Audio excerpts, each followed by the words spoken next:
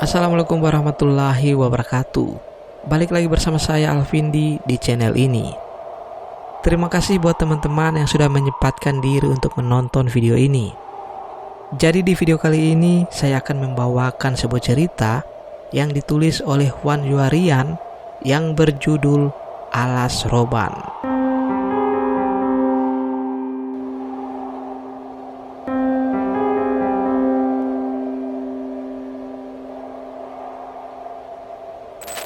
Sebelum kita masuk ke dalam ceritanya, ayo teman-teman tekan tombol like video ini dan jangan lupa tekan tombol subscribe channel ini biar kalian tidak ketinggalan dengan cerita-cerita menarik lainnya.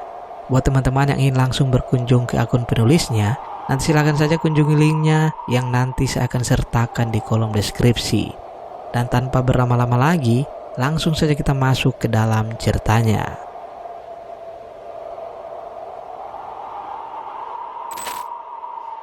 Alas Roban. Alas Roban mungkin terdengar seperti tempat biasa bagi kebanyakan orang. Tapi bagi masyarakat Jawa Tengah, daerah ini punya kesan tersendiri. Alas Roban bisa dikatakan sebagai salah satu tempat paling angker di Pulau Jawa.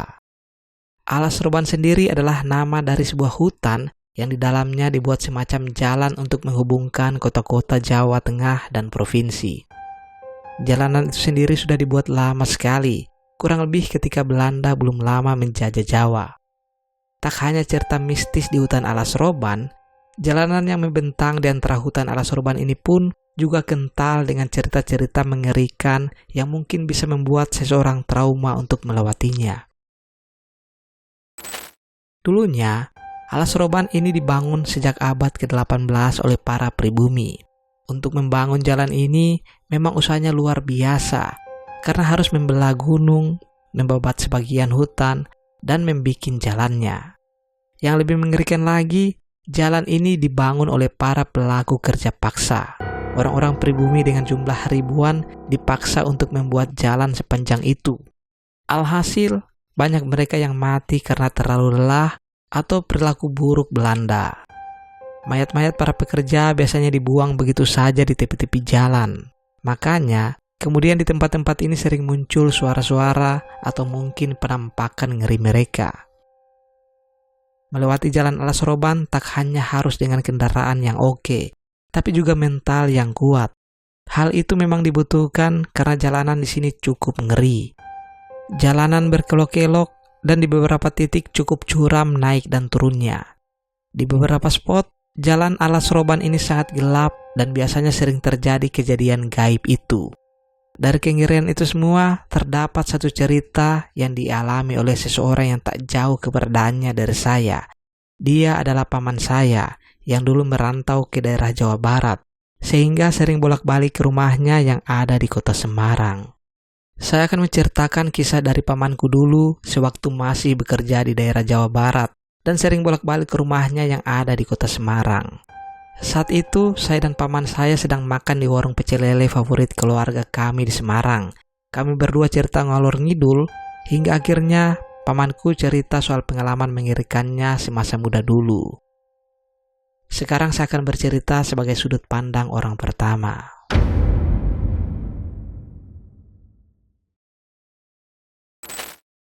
Perkenalkan, namaku Agus. Ini adalah ceritaku saat melewati Alas Roban di awal tahun 2000-an saat aku hendak pulang ke rumah yang ada di kota Semarang. Siang ini adalah hari Jumat. Sebulan sebelumnya aku sudah mengambil cuti untuk 2 hari, di hari Senin dan Selasa depan, dan pulang ke rumah bertemu dengan keluarga. Oh iya, beberapa hari sebelumnya aku sudah janjian dengan kawan lamaku namanya Rifkan yang juga akan pulang ke daerah Demak. Jadi kami akan pulang bersama dengan mobilku dari tempat kami berada. Pulang kerja, aku langsung bergegas mandi dan bersiap langsung mulai perjalanan. Sore itu terasa sangat damai dengan udaranya. Suara anak-anak kecil di pelataran rumah dekat kontrakan pun terdengar sangat ramai. Rip, aku sudah siap. Tunggu depan kontrakanmu ya. Ucapku di dalam telepon memberitahu Rifkan kalau aku akan berangkat. Kontrakan Rifkan ini agak jauh, Namun kebetulan searah dengan arah jalan pulang yang akan kami lewati. Saat hampir sampai, aku lihat Rifkan sudah menunggu di depan kontrakannya. "Ayo," seruku kepada Rifkan sambil membuka kaca mobil. Rifkan langsung memasukkan tas punggungnya di kursi tengah dan dia duduk di kursi depan menemaniku. Dari kontrakan Rifkan, jam sudah menunjukkan 17:15. Di tahun tersebut, jalan tol belum ada seperti sekarang. Jadi satu-satunya jalan bagi pengendaraan di jalur utara, ya jalan Pantura ini. Dan jalanan Alas Roban masih melewati bukit dan jalannya berkelok-kelok curam, yang sekarang dikenal dengan Jalan Alas Roban Lama. "Doa dulu Gus," ucap Rifkan. Masing-masing dari kami berdoa dalam hati. Jalanan sore ini terlihat padat, tapi padatnya wajar, tidak sepadat jalanan seperti sekarang.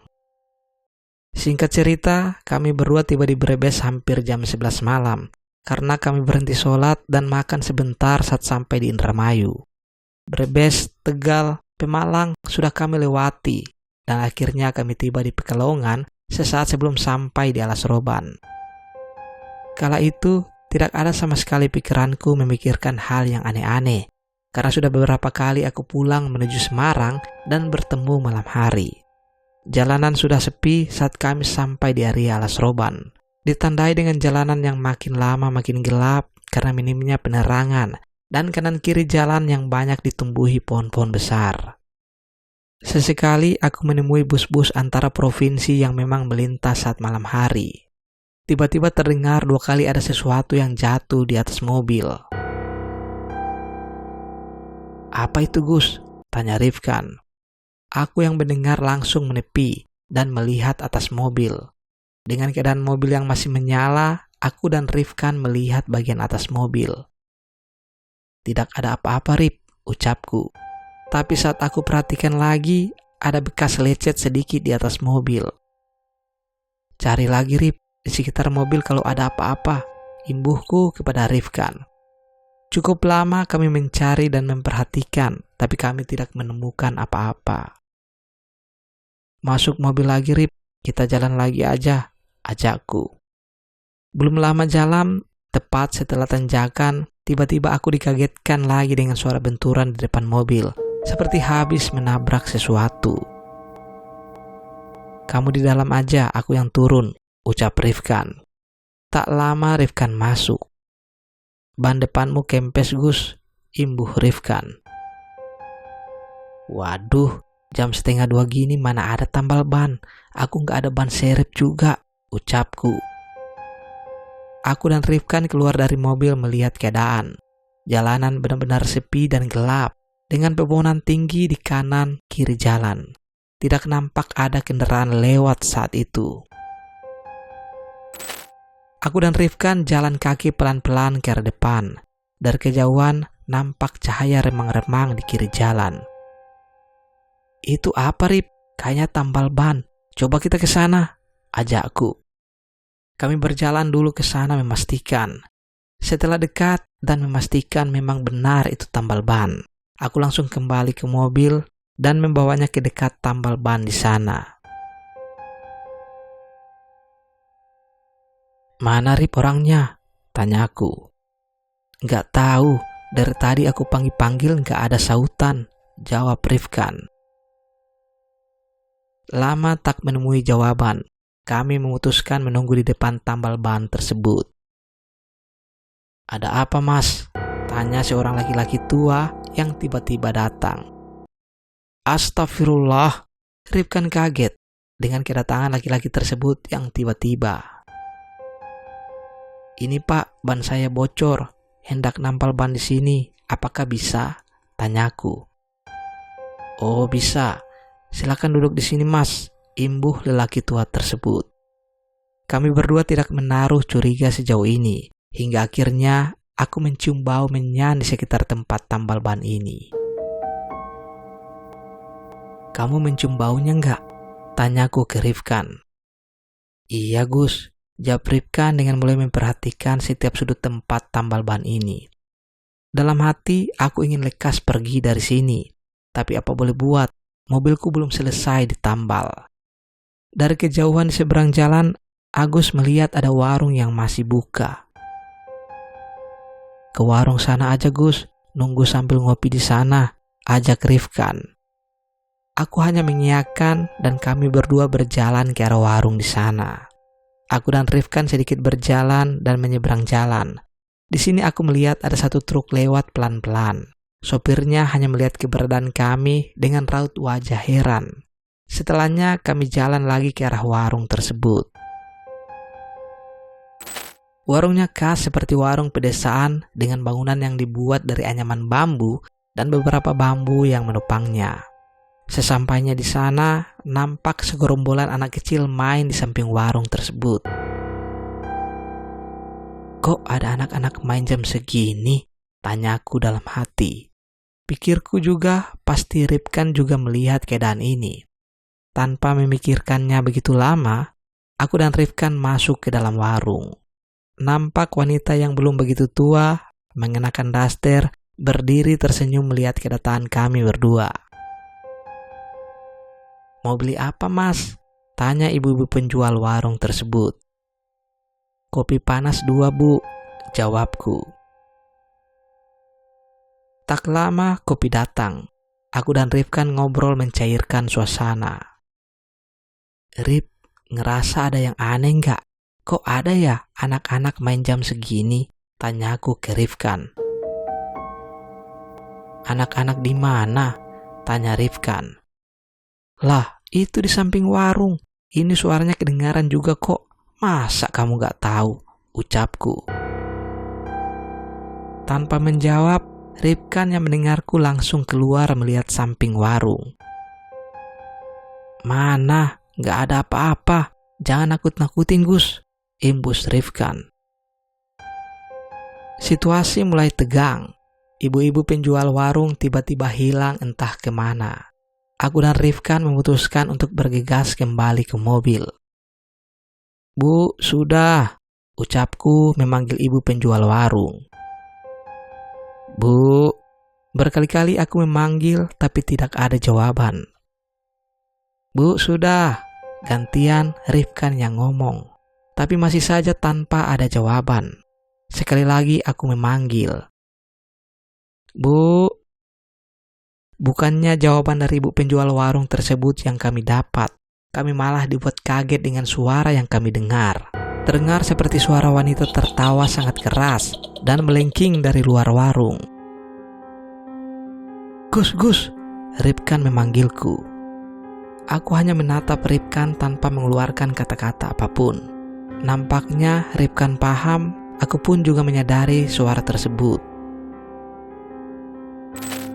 Kami berdua bergegas keluar warung, mencari dari arah mana suara tersebut dan melihat ke arah belakang warung. Astagfirullahaladzim, astagfirullahaladzim. Kami berdua istighfar sama-sama atas apa yang kami berdua lihat. Ternyata ada wanita berdiri tegak berjubah hitam sangat panjang di samping pohon di dekat warung tersebut. Matanya terbelalak putih dengan wajah pucat dan rambut panjangnya. Anak-anak kecil yang tadi aku lihat pun berlari menghampiri perempuan tersebut. Aku lihat anak-anak tersebut ada yang wajahnya hancur dengan banyak luka di badannya. Sangat jauh beda dengan saat awal aku melihatnya tadi. Kulihat wanita itu tertawa lagi yang membuat telinga kami berdua sakit. "Gus, ayo Gus, balik ke mobil cepat," ajak Rifkan. Saat lari ke mobil, lagi-lagi kami berdua dikagetkan lagi dan lagi. Tambal ban yang kami hampiri tadi sekarang sudah tidak ada, entah hilang kemana. Yang kami lihat hanyalah mobil kami di tepi jalan yang sebelah kirinya ada pohon besar dan jurang yang di dalamnya belantara yang sangat gelap. Aku gak peduli banku masih kempes. Kami berdua bergegas masuk ke dalam mobil. "Gus, banmu gimana?" tanya Rifkan. "Udah Rif, yang penting kita lekas keluar dari sini," jawabku. Suara perempuan tadi masih sangat jelas menemani kami berdua. Aku berusaha menghidupkan mobil, lagi-lagi sial dan aneh. Tiba-tiba mobilku sulit dihidupkan. "Kenapa Gus?" tanya Rifkan. "Tiba-tiba susah dihidupkan mobilku," jawabku. Sholawatin dulu Gus, imbuh Rifkan dengan wajah tegangnya, tapi berusaha berpikir tenang. Allahumma shalli ala Sayyidina Muhammad, Allahumma shalli ala Sayyidina Muhammad, Allahumma shalli ala Sayyidina Muhammad.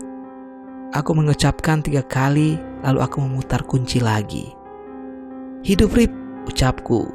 Mungkin ini keajaiban dari setelah untayan sholawat yang kubaca. Sehidupnya mobilku, aku bergegas menginjak gas dan cepat-cepat pergi dari tempat aneh ini.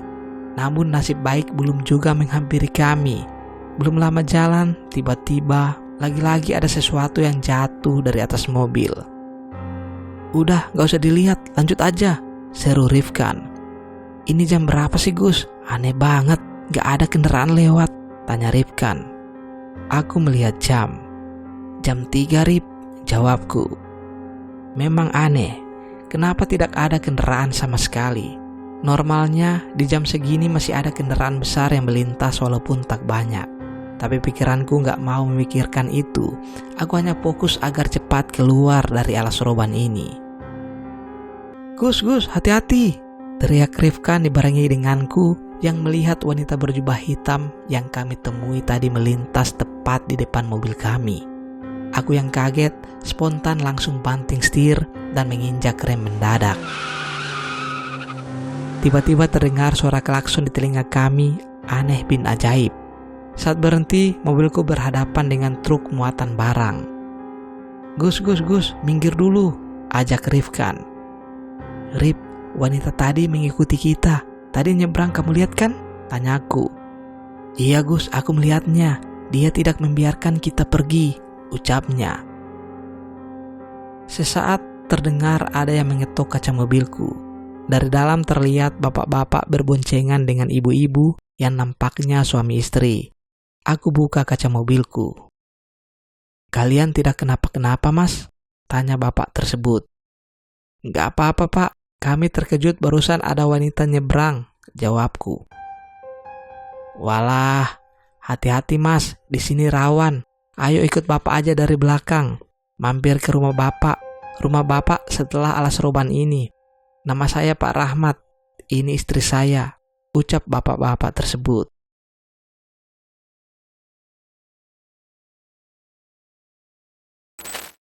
Singkat cerita, aku mengikuti Pak Rahmat dari belakang.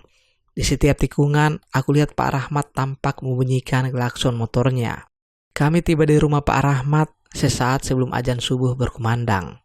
Bu Rahmat tampak langsung ke belakang rumah dan kembali dengan napan yang berisikan teh hangat 2 gelas. Diminum dulu Mas, ucap Bu Rahmat. Azan subuh berkumandang. Mas, ayo sholat subuh dulu. Pak Rahmat mengajak kami sholat berjamaah di masjid yang jaraknya tidak terlalu jauh dari rumahnya.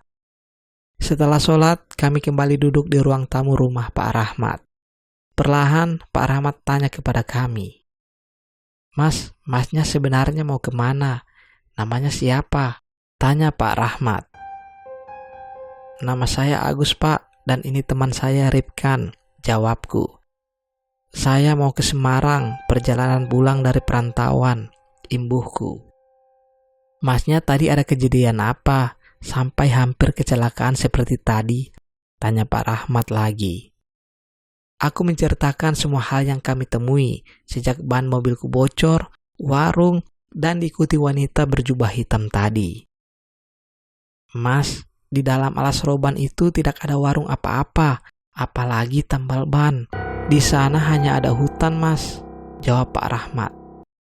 Tapi tadi kami menemui itu semua Pak, imbuh Rifkan. Benar Mas, tapi Bapak sebagai warga yang tinggal tak jauh dari alas roban sangat hafal daerah sini. Tidak ada warung yang berdiri di sana, jawab Pak Rahmat. Di sana memang sering ada kejadian semacam itu. Belum lama ada kecelakaan mobil, satu keluarga meninggal di sana. Dan masih banyak lagi cerita pengendara yang diganggu sudah sejak lama, imbuh Pak Rahmat. Aku dan Rifkan hanya menelan ludah sambil menenggak teh hangat yang dibuatkan Bu Rahmat tadi. Mending Mas sekarang istirahat dulu di sini. Nanti siang atau sore baru lanjut perjalanan, pungkas Pak Rahmat melihat keadaan kami. Gimana Rip? Tanyaku ke Rifkan. Terserahmu aja Gus, jawabnya. Ya udah, kita di sini dulu sampai siang nanti. Keadaan kita syok dan lelah seperti ini. Ajakku dan Rifkan hanya menurut. Kami ditunjukkan ke kamar anaknya Pak Rahmat yang kosong karena sekarang kerja merantau di Jakarta. Kami tidur melepas lelah di sana. Siangnya kami bangun dan bersiap melanjutkan perjalanan yang sudah tidak jauh lagi. Mas, monggo makan dulu sebelum jalan, ajak Pak Rahmat. Waduh, bapak kok repot-repot gini, jawab Agus. Siang itu kami makan bersama dengan Bapak Rahmat dan istrinya. Beliau benar-benar baik kepada kami berdua. Sehabisnya kami pamit dan keluar menuju mobil.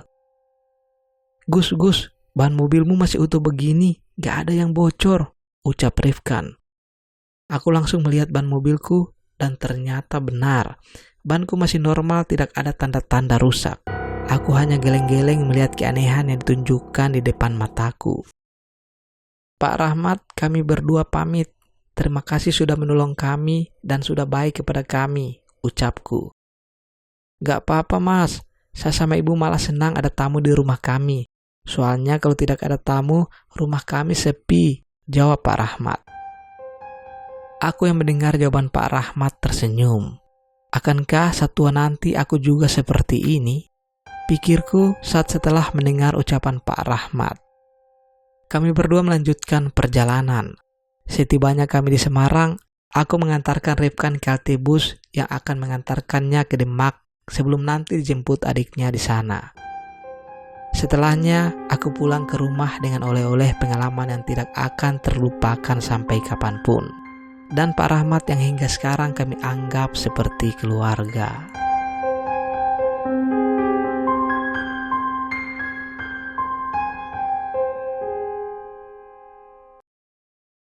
Oke teman-teman, cukup sekian cerita kali ini. Bagaimana menurut kalian tentang cerita ini? Apakah kalian pernah mempunyai pengalaman mengerikan di alas roban? Tulis komentar kalian di kolom komentar. Akhir kata saya Alvindi, sampai jumpa.